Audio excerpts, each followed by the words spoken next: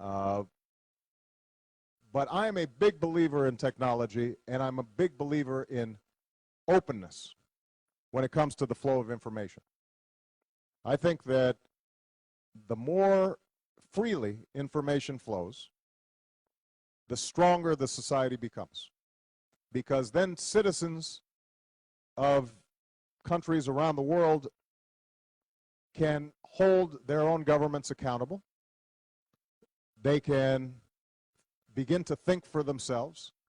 That generates new ideas. It encourages creativity.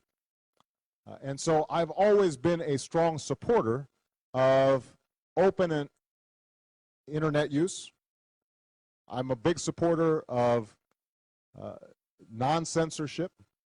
This is part of the tradition of the United States that I discussed before, and I recognize that different countries have different traditions. I can tell you that in the United States, the fact that we have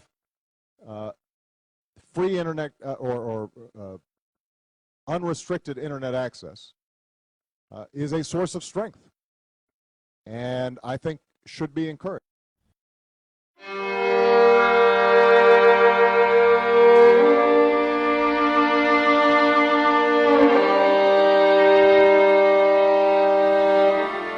You know, the internet is truly the last frontier for free speech. Over the past few years, the constraints of political correctness, the constraints of a government working hard to make sure that its citizens fear speaking out against it, have made the internet so very important. The First Amendment is repeatedly attacked. It is repeatedly just trampled on by our own government and by those who wish to usurp control over the people of the United States and the people of the world.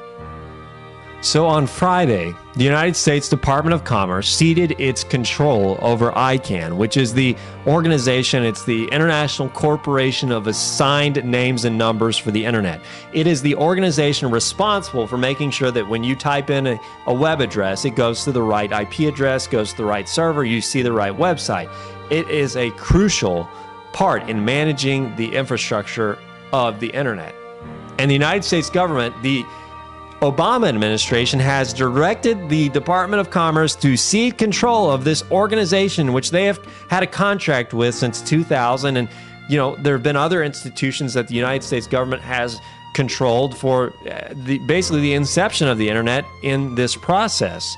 And we're now giving up this process to the global community, supposedly because we want to be fair and let everyone participate in this process. But that's a line of crap.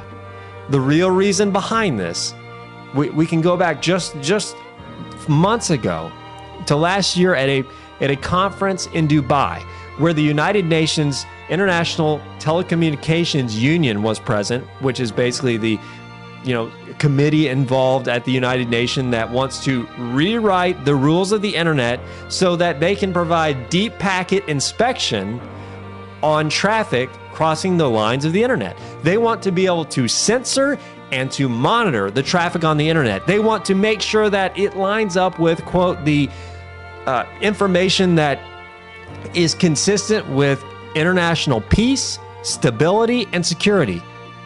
Basically, they want to control what is on the internet. They want to remove your access to websites like mine. They want to remove your access to sites like Drudge Report. They want to remove your access to sites like the NRA. And call me crazy. You may say that, no, they'll never get away with that.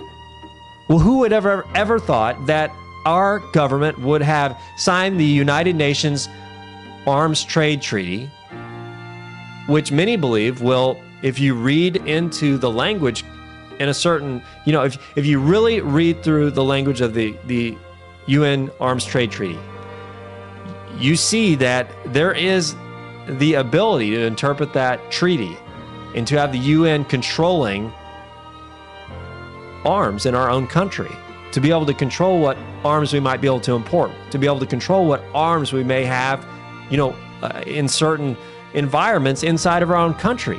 This is the same thing. We're now ceding control to this United Nations that in the end will be a global government.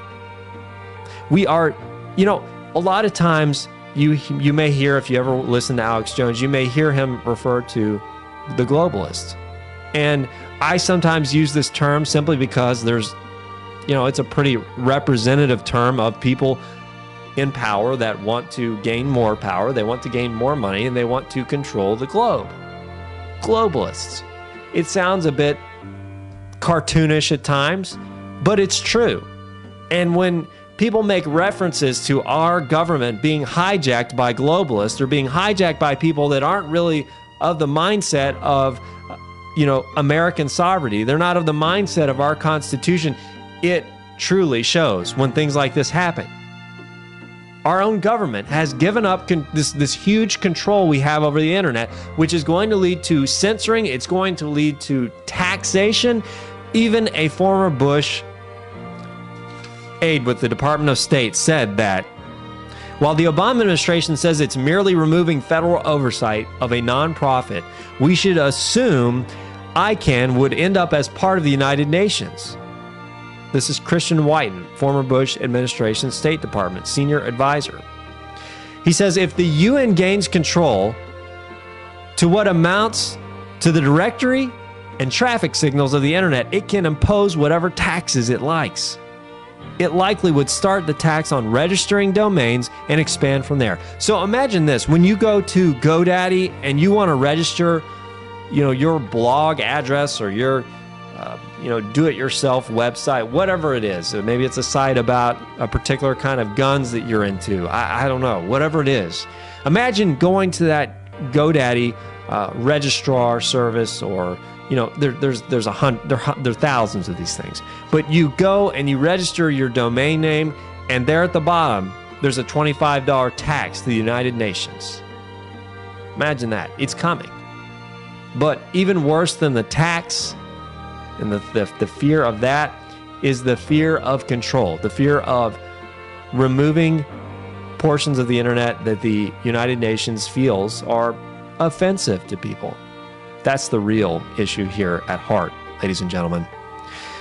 I encourage you to read more on the subject. I'm going to post some links below in the notes section. If you have questions, post them below. If you have comments, I'd love to hear what you have to say. There are many people that are much greater of an expert in the area of ICANN and the internet than myself, but I do know enough about this information to know that this is tragic and it's a huge, huge issue. I want to thank you for joining us today. I am Link Austin.